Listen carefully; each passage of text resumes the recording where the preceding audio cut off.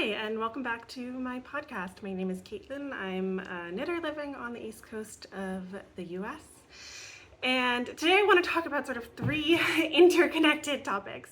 One is just an inventory of, so my last video was everything that I knit in 2024. And so one is just an inventory of what I've knit since the beginning of 2025, what I'm working on right now, and what some of my plans are for the future. And then along the way, I had talked in that last video that I made, which was all garments, that maybe I would talk a little bit at some point about some of the accessories that I made. And so I've decided, as I was going through this video, for some of my plans for this video, some of these accessories actually are really relevant to some of the things that I'm making now, or some of my goals, plans, aspirations for the year. So I'm going to talk about some of the more interesting accessories that I made last year. I'm leaving out the Oslo hats. I made a couple of kilometer scarves, which is a great pattern by Florence Miller, but super simple. I really recommend it, but there's not a ton to say. So I'm going to talk about some of the more interesting accessories that I made along the way in this video. And I also want to talk, as I was reflecting on some of what I made last year, some of what I'm making right now, and what I'm thinking about in terms of choosing patterns, choosing yarns, what I want my knitting to look like this year. I want to talk about some of my goals and some of my resolutions about what knitting will look like for me and what is meaningful about the yarns and fibers I choose and how I'm thinking about my knitting this year. So welcome, thank you for joining me, and why don't we get right into it with what I'm wearing, which is my big finished object from January and February. And in a minute, you'll see why I don't have another finished sweater, because I have another big project that is on the runway to being finished right now. So this is the Key sweater by PetiteKnit. I have knitted this in Knitting for Olive Heavy Merino, just by itself. So the Key sweater is an 18 stitch gauge. She recommends pure Gint or Filcolana Peruvian Highland wool held with a lace weight alpaca to get that gauge. And I chose Knitting for Olive Heavy Merino for a couple of reasons. One was the colors. So I had a pretty specific vision for this sweater. The sweater itself, the colorwork pattern, PetiteKnit on her Instagram said is inspired by a Greek key pattern, and it just really made me want to make a sweater that the colors were inspired by the colors of red figure and black figure pottery from ancient Greece. So this was the vision that I had in my mind. So one of the reasons that I chose the heavy merino was for the color selection. I was really picky. The black and the white, lots of yarns have that, but I was really picky about getting the right terracotta color for this background color, the main color of the sweater, and I'm really happy with how it turned out. So this is the color Copper, the main color, and then the contrast colors are Cream is the white and Coal is the black. So I'm thrilled visually with how that turned out. I think it's exactly how I wanted it to be. Another reason I wanted to use the heavy merino, so this actually, I've got perfect stitch gauge just using the heavy merino on 5mm needles. This is actually the gauge that Knitting for Olive publishes for the yarn. It's 18 stitches on 5mm needles. And so I figured I'd just try it out. I thought I'd probably get a less dense, drapier fabric than the original samples that PetiteKnit has, but I actually really love that outcome. I think especially, I was thinking about going into spring. Spring has only just now arrived in New England, but at the time I was thinking this will probably be done in February, and I would like something that I can wear a little longer and not just in the depths of winter. So I'm really happy with it. I mean, I think the gauge looks quite nice. It's a nice drapey fabric. It actually is still quite warm, and I really love how it's turned out. The third reason that I was really dead set on using the heavy merino is its durability. So this is something that came up in my last video and that I think is going to be in many ways front and center in my plans and goals for this year and moving forward potentially in my knitting, which is how well this yarn holds up. I really want to be intentional about using yarns that can take a bit of wear, can take a bit of use, that don't need a ton of maintenance. I'm happy to depill, I'm happy to wash my clothes, but I do wear my knits a lot. I wear them daily, and I think just for the way that I use and wear my knits, it matters to me to have yarns and fibers that I use that I can maintain, can keep them looking good, don't need sort of an extraordinary amount of maintenance, or aren't going to get to a point where they're just not unpillable anymore, or that the fabric is really degraded, honestly, after a certain point. And the reason that I was really stuck on the heavy merino for its durability is an accessory that I knit last year, which is my Alma mittens by Maja Åkerström. So these are the Alma mittens that I knit last fall. And I knit these in Knitting for Olive Heavy Merino, partially again because of the colors. I have a scarf in the Dusty Dove Blue from Knitting for Olive, and I wanted them to match that scarf. But also because of the yardage. So originally these, I got the idea from Florence Miller from Handmade by Florence, and she used Peer Gynt, but you needed more than one ball because Peer Gynt's only 91 meters, these are 125. For Peer Gynt, you needed more than one ball of the main color, and I just wanted to make it a little bit easier on myself. So this is Knitting for Olive Heavy Merino in the colors Dove Blue and Snowflake, and I love these. I think they came out really beautifully. They fit incredibly well. I'll show you another pair of mittens that I made in a second that I also love, but the fit isn't quite so good. The thumb gusset fits really beautifully. I think they're the perfect shape and size for my hand. And these have worn unbelievably well. And these are mittens. So I have worn these dozens of times. I wore them when it was really cold every single day to walk the dog. You know, I'm holding the leash, I'm opening doors. These mittens are getting a lot of use. I have never detailed them, and there is just absolutely no wear on the fabric. I'm so impressed. Part of this is, so these were, I want to say knit on a 3.25 millimeter. It might have been 3.5. So again, it's a denser fabric and it is color work. But even so, I mean, this is not an extraordinarily rustic yarn. It's not, you know, super, super soft cashmere merino, but it's not irritating at all. It's not from a rustic breed, and it just has held up so incredibly well. So that was a really attractive quality to me, and it's something that I wanted to try out for this sweater too. So I'm super happy with the finished object for the key sweater. It's looking really beautiful. I've worn it several times. Again, absolutely no wear at all. I followed the pattern pretty much exactly for this. The only real change that I made is I added one more stripe on the cuffs just for length. I usually have to lengthen my sleeves by 5-ish centimeters or so for PetiteKnit patterns and for most patterns generally.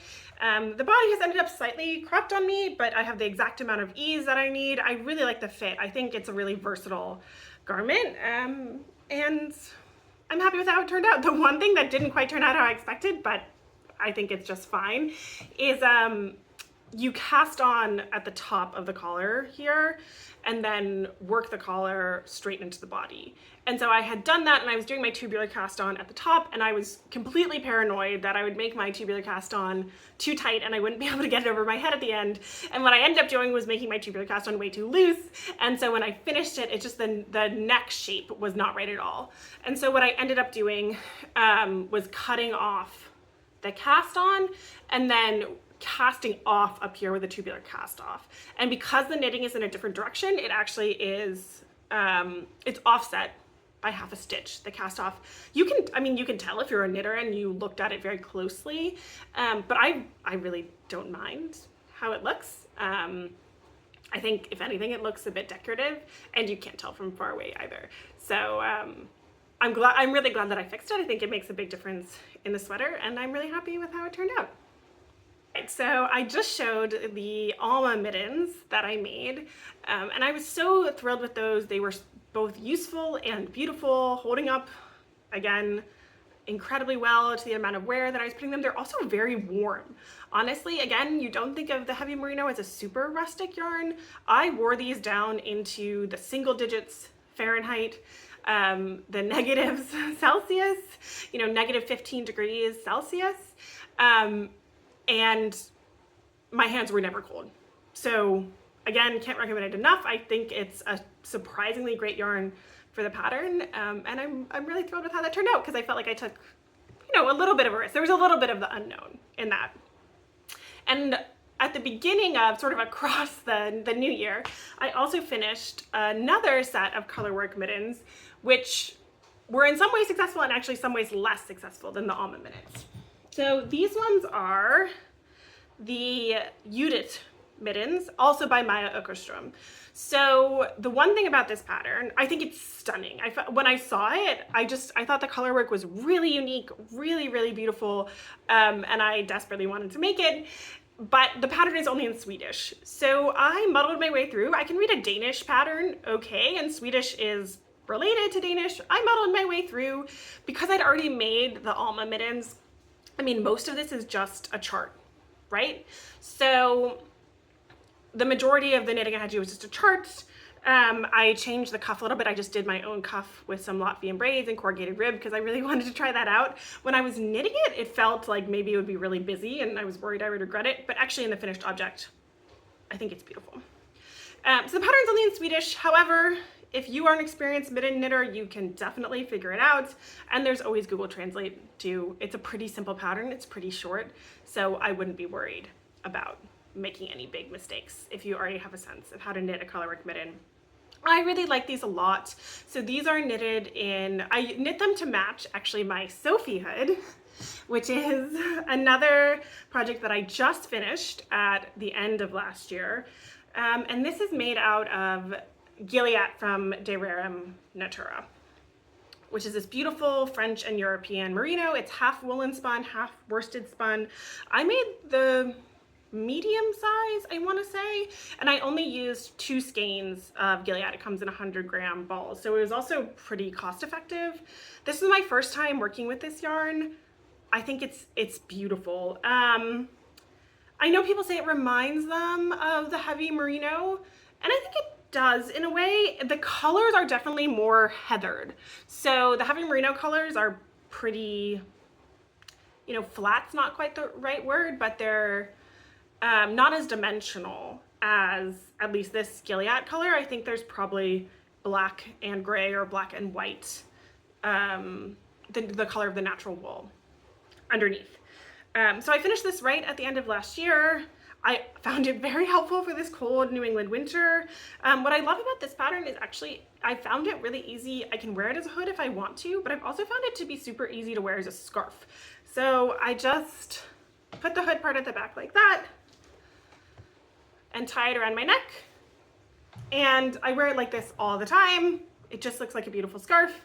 And if it is a really cold day, or if I get caught out in the wind and I didn't bring a hat, it's perfect. I can just put the hood up. So I'm thrilled with this. I would use Gilliatt again for sure. I got gauged perfectly. I used way less yarn than the pattern stated.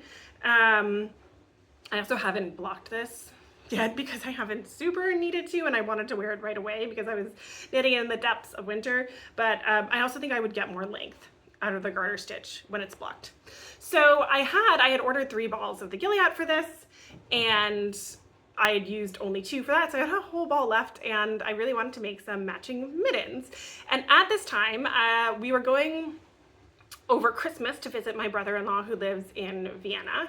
I had finished my Sophie hood on the plane. I had this extra ball of Gilliatt, and I had already been absolutely determined to buy some yarn in Vienna.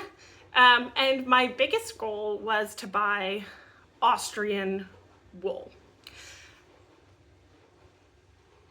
This was not quite as easy as it seemed, which led to some choices that you'll see in a second.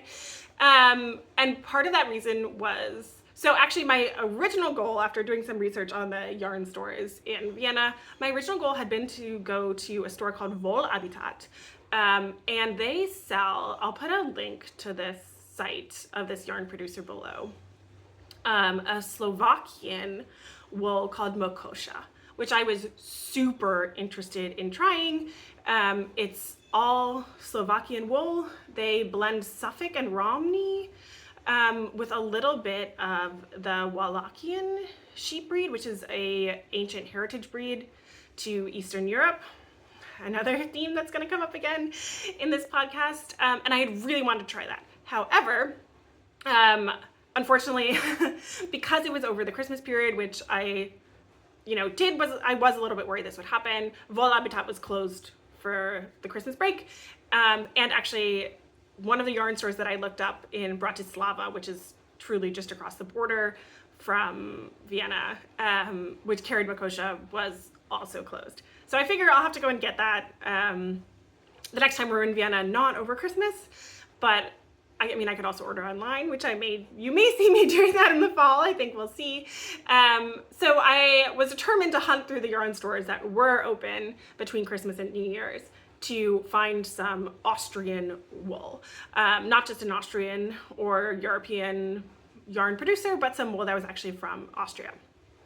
And that's how I landed on the second yarn for my Judith mittens. So these are made in the Gilliatt. Oh, I forgot to say the color. The color is Amarante, which is stunning Bordeaux color. In the Gilliatt, plus a Austrian merino wool from a producer called Woll-land. The only issue with this is that the Gilliatt is a worsted weight and the Woll-land merino is a sport weight. But I was determined. I was determined to use these together. So these are on a 3.25 millimeter needle. And, they look fine. I think it would, maybe the color would look a little crisper if the gauges were matching. They look a little more rustic. The Woll-land merino is slightly more rustic. Both yarns, I think, have a little bit more of a rustic look than the heavy merino that I use for the Alma mittens. But I think the way they came out is beautiful. They look really lovely. They function really nicely, and I'm really happy with them. They are not as warm as my Alma mittens, which I think may partially be due to the fact that the gauge isn't matching. So there's just, there's more holes essentially in these. And I think the fit is not quite as nice. So these ones have a straight thumb instead of an increasing thumb gusset. And I don't really, it doesn't bother me when I wear them, but you can tell that the thumb fit it's just a tighter thumb fit. But I think they're stunning. I'm so glad I made them. They were a great project. I started them when we were in Vienna. I worked on them a bit on the plane back, and then I finished them right after we got back. And they match my Sophie hood really beautifully, and I like them a lot. So, on the topic of European fibers and European yarn, let's get into works in progress. And this is my very, very big work in progress, which is my Twigs by Junko Okamoto. I am knitting this in partially, but pretty much essentially, the yarn that the pattern calls for, which is fiber that is grown, sheep that are raised in Romania and milled in Romania. And this is from a yarn company called Moeke Yarns, which was started by a Romanian woman living in the Netherlands, and which unfortunately now the company isn't operating anymore.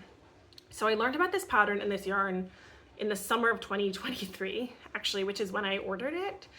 This yarn is really special to me for one primary reason, which is that my husband is from Romania. He was born and raised there. Romania is a big wool producing country. They have a long tradition of raising sheep, but the vast majority of the wool that they produce goes to commercial applications, not hand knitting applications. And so Moeke Yarns was really the only hand knitting wool producer in Romania.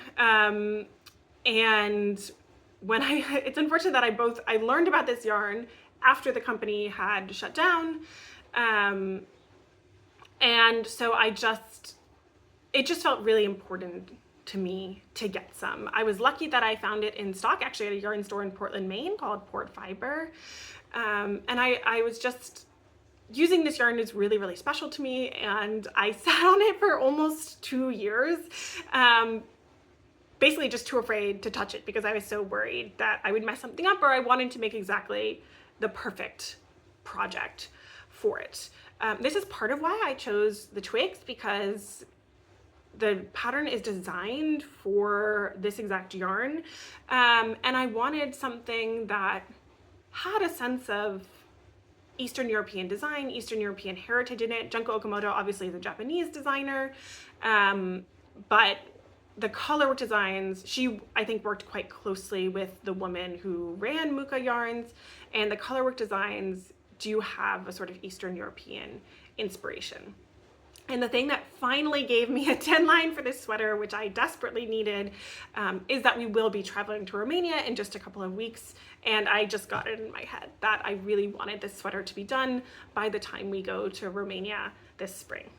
So this is my Twigs by Junko Okamoto. I'm using, so the original one is in Elena by Moeke Yarns, which is 100% Tsigaye wool, which is a heritage Romanian breed.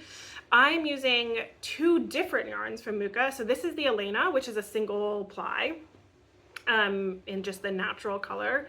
And then this is their heritage yarn, which is half Merino, half Tsigaye in the gray color. So I'm using this as the background and then this as my contrast color. And this is what it's looking like. So I'm working on the second sleeve right now. But here is my Twigs. I'm really happy with this. It has been a journey for sure. This is knitted on 2.75 millimeter needles, which is what the pattern calls for. It's quite a tight gauge, actually, even for this yarn, which is a sport weight. And so it's definitely been not only sort of a mental labor, but also a bit of a physical labor to make this sweater. It's producing this fabric that's not like anything I've ever knitted before in the colorwork. Because the gauge is so fine, I mean, I hope you can kind of see, the fabric is just really continuous. It's a fabric with a lot of integrity. It's hard to, I mean, of course you can see the individual stitches if you look closely, but it really gives the impression of a very cohesive fabric from the back. So I made a few changes to this, a lot of them in service of the goal that I wanted this to be a unisex sweater that would fit both my husband and I, so we could both wear it. The pattern is designed, as a lot of Japanese patterns are, the pattern is designed only in one size. It has a 130 centimeter bust, so actually that gauge was gonna work for both of us. Thankfully, I didn't have to play around with the gauge much. I actually also did not gauge swatch for this, which I don't recommend, but I was so terrified that if I put any barriers between me and starting this project, it would never get done. So I just had to start. I measured my gauge after doing a couple of these colorwork bands and it seemed fine. So I just kept on going because I felt like it was the only way that I would ever finish. So it's on 2.75 millimeter needles. I'm doing that for both the stockinette and the colorwork. I didn't switch needle sizes for this colorwork either. I have in the past, but it seems like it's working out just fine. There's no discernible difference here, so I'm pretty happy with that. So the changes that I've made. One, just very simply, I added some length. So I added a couple of extra colorwork bands on the bottom here, and I lengthened the ribbing slightly so that it's long enough for my husband, who is something like 183 centimeters, something like that, 185. Around 6 feet, whatever that may be. And I also changed the collar because I wanted to I wanted to have a seam at the collar here just for a little bit more strength. And so what I did is I just cast on in the pattern after the instructions to knit the collar. And then I picked up the stitches and just knitted a few rounds and did a tubular bind off, which looks great. Actually, I'm really, really happy with it. And then the other big change that I've been making so far is on the sleeves. So I finished this sleeve. And you can see that the original pattern has a balloon sleeve where after this big band of colorwork here, you decrease to half the number of stitches and then you just knit ribbing for the rest of the sleeve. So I wanted to do two things. One, I wanted to lengthen the sleeve for myself and for my husband, but also I wanted to make a more sort of standard width sleeve, just to make the garment a little bit more versatile. And so all I've done is put in these extra 6 bands of colorwork, which are all colorwork patterns that I've taken from the body, and done a few decreases. I probably should have done a few more. I had originally actually calculated out a few more decreases for it, but when I was trying to my husband, I started getting worried that the sleeve would be too narrow, and so I figured wider is better than narrow. And with the cuff on here, I actually think it looks like it's going to be totally fine. And then if the sleeve's a little wide, that's 100% fine. So I'm on the home stretch. I am just finishing the second sleeve right now. I'm almost halfway done with that, and I think I'm going to be able to make it. I won't say that this project wasn't challenging. I think it's extremely possible. I haven't done, you know, huge amounts of color work. You don't need a ton of technical color work knowledge for this. You do have to catch floats every once in a while, but it's not too bad. It's all in the round. It just is an exercise in patience, honestly. The last bits of the body were very challenging, I will say. I was actually thrilled when I got to the sleeves. I was so worried because getting the ribbing on the body and the last few centimeters of the color work were just killing me. I was so ready to be done with the body. And I was so worried that I just wouldn't have the steam to get through the color work on the sleeves. But once you've done the body, the sleeves feel like child's play. The sleeves feel like I could do this forever. Like it feels so much easier because it's the same patterns. You know, instead of repeating this pattern 10 times, you're repeating it 3 times. It just feels so much, it's totally relatively, it feels so much faster and quicker. So actually the sleeves have been way more enjoyable than I thought I would. I'm also really loving working with the yarn. It is quite rustic. There's tons of lanolin in it. I didn't pre-wash it. There was a suggestion that you could pre-wash your your yarn, if you needed some help getting gauge. I didn't pre-wash it. I'll definitely block it and see, you know, what the change is when I'm done with the sleeve and weaving in all the ends. But I've really liked working with it. It's definitely the most rustic yarn. There are little bits of hay and things in it. It smells like sheep in the best way, which I just love. And I think the colors are beautiful. They're just, the natural sheep colors are really, really gorgeous. So this is a really meaningful project. It means a lot to me. I'm so glad that I've been able to work on it. I'm so glad that I'm potentially almost done, which feels a bit unbelievable, to be honest. And it's a little sad that, you know, that this yarn producer isn't in business anymore. And I wish that there were more opportunity to work with Romanian yarns and with Romanian sheep breeds, which is really, really meaningful to me.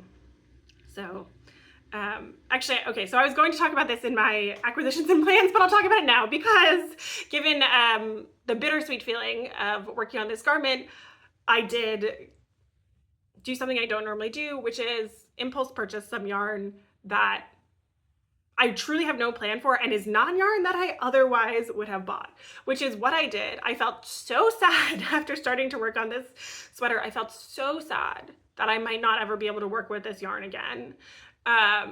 That I impulse ordered 500 grams of what port fiber had left from Moeke yarns, which was the heritage. So that's 50% merino, 50% tsigaya, which was the heritage in this variegated colorway. So that is this yarn. Let me take it out of the bag for a second. So this is a heritage in a colorway that's variegated between this gray and a natural white. I need your help. I bought this for hugely sentimental reasons. I wanted to feel like I could work with this yarn again. I wanted to feel like, you know, this wasn't the last chance I would ever have to use Romanian yarn, to use Moeke yarn, which has been so meaningful to me. But I had no idea how to use the 500 grams of this yarn that I have because of the color. It's variegated and it looks like pretty long repeats.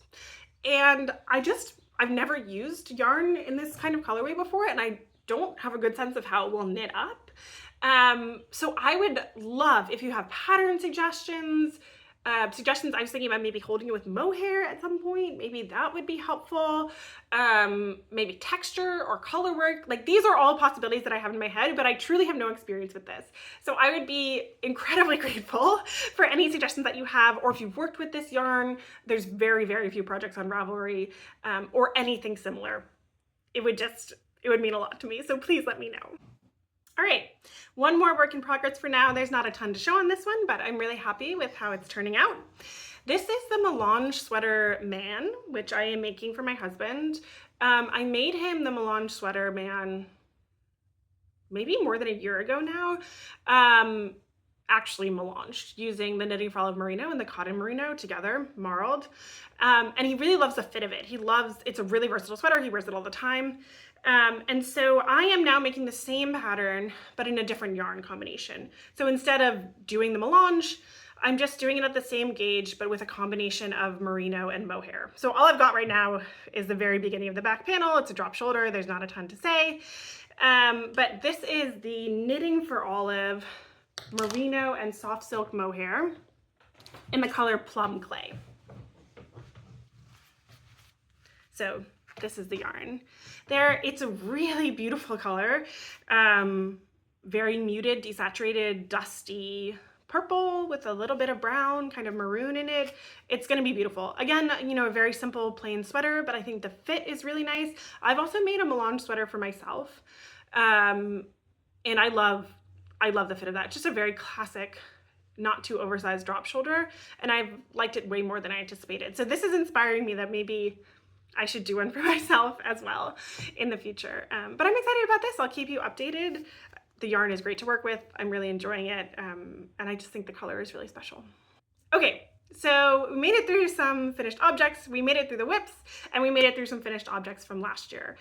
And I wanted to talk a little bit again, reflecting on some of the things that I'm working on right now, some of the yarn that I purchased recently that I just showed you, another one of my goals for the upcoming year, and that is to buy European yarn.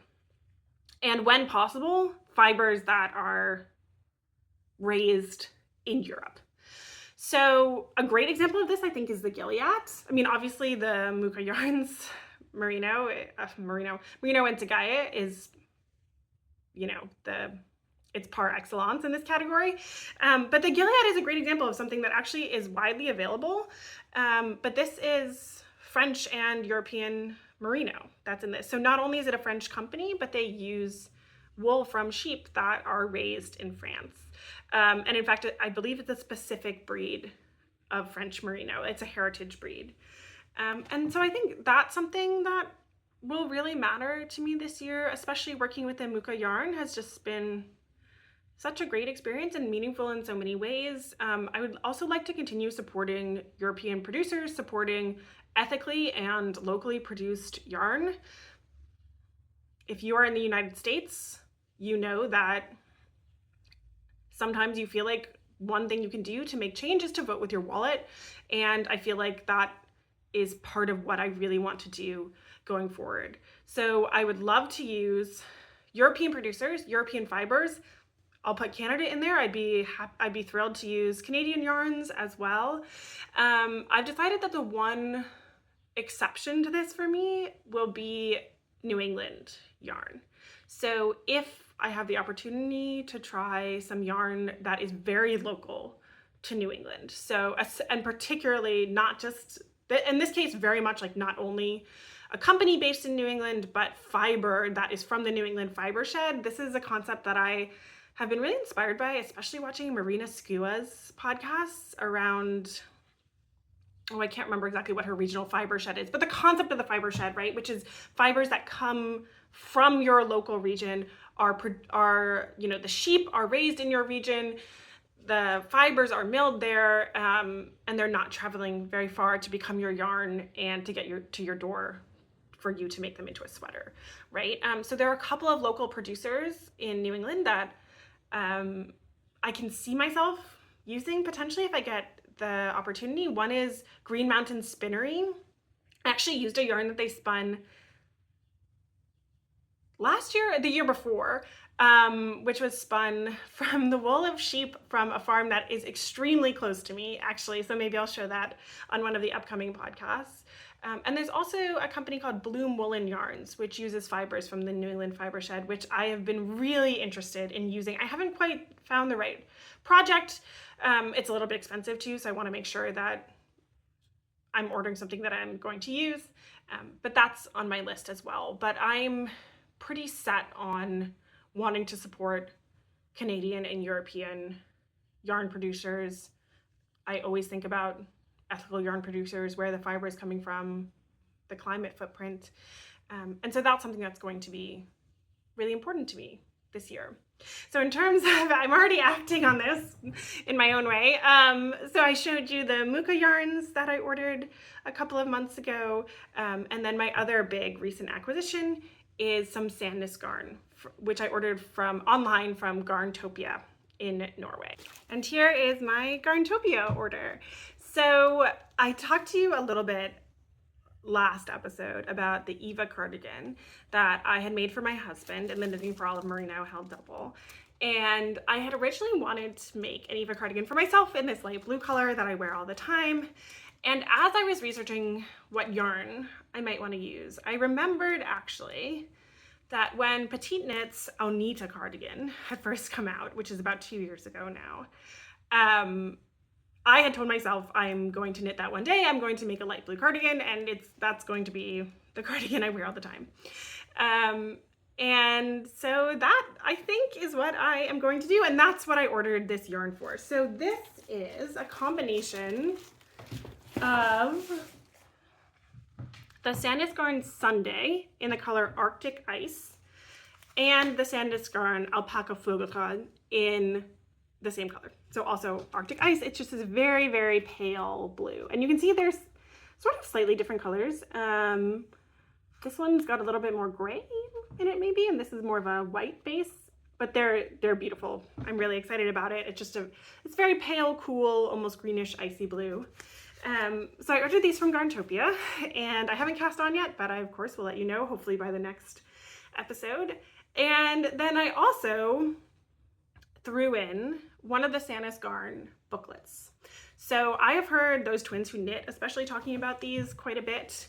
And I never really had the opportunity to order one before, to be honest. But I realized I was getting this yarn from Sandnes Garn, even though it's not for a Sandnes Garn pattern, and that qualifies you to order one of these booklets. And Sandnes Garn has also stopped, I guess the theme of this episode is things that people have stopped producing, but Sandnes Garn has stopped producing these booklets, so they're selling individual patterns now. And so I realized when I was on the Garntopia website that I could buy one of these, and I decided that I would bite the bullet and do it. They're not very expensive. I think it was 70 Norwegian kroner. So I'd had my eye on this one, which will not surprise you probably, for a little while, and I picked it up, which I'm pretty happy about because I think it's almost out of stock everywhere now. So I picked up Sandnes Garn 2202 Mykt til Dama, soft for women, which I think is one of their most popular pattern booklets. This is the English and German version. Again, I think Norwegian would be, also the Norwegian one was out of stock, but Norwegian would likely be beyond me without quite a bit of help. And I'm excited about this. You know, I think there are several patterns in here that I can see myself potentially making. One of them is this Julegenser, which if you watch Two Pearls in a Pod, one of my very favorite podcasts, they have both made one of these and it looks stunning. So I can see myself potentially making that maybe for the fall. It's in one strand of mohair. So it could be a perfect, you know, late summer, getting into fall kind of garment. So that is something I can see myself making.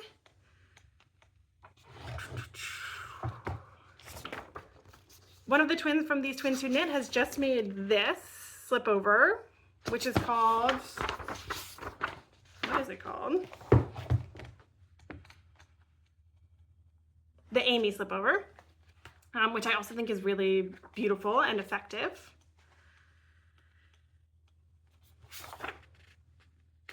The Frankie sweater, again, this is super simple, but just really beautiful, and I can see it being a really versatile garment if I'm looking for a drop shoulder. There's also a gorgeous raglan in here. Yes, this one, the Lou sweater. Sorry, this is a bad, you know, not a great picture because it's in a dark yarn, but it's a Lou sweater, which is just very simple with a ribbed raglan line, which I really, really like.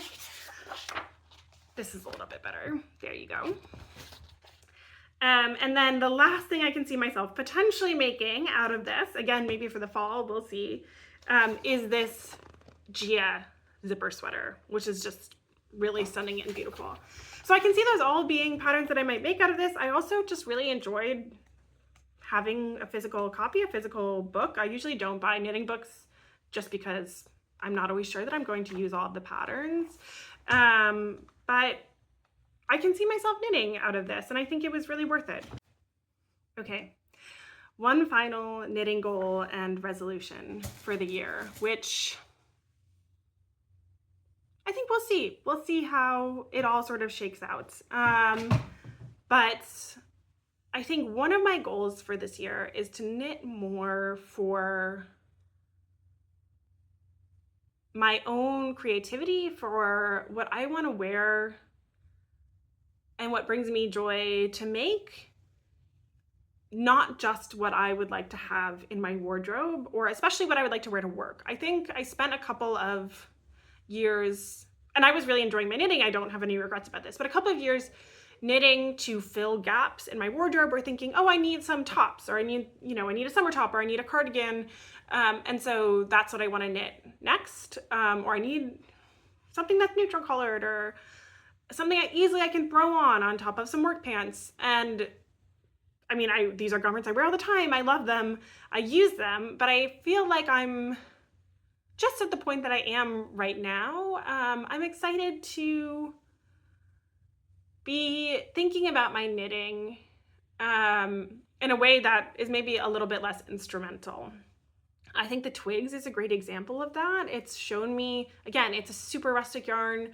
It's not I think it's a beautiful, beautiful garment, but it's not an everyday garment, right? And I've just found that so meaningful, and it feels like such an accomplishment. Even this sweater, I mean, I feel like it is an everyday sweater. I wear it a lot. But the inspiration for it was just, from something that mattered to me, for something that really that sparked my imagination, was such a great process. Even something, I mean, now Agnete cardigan, right? Like, that's a basic in a way. It's a cardigan. I'd love to have another cardigan in my wardrobe, but it's also something that I've been thinking about making for a long time. It's a challenge with the all over brioche. It's a chance to use some yarn that I haven't used before.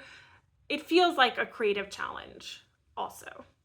And that's something that I'd really like to keep thinking about, to keep, I think, at top of mind as the year goes on. So thank you so much for joining me. I will be back soon, I hope, with some more finished objects, some more works in progress, and more yarn and knitting to talk about.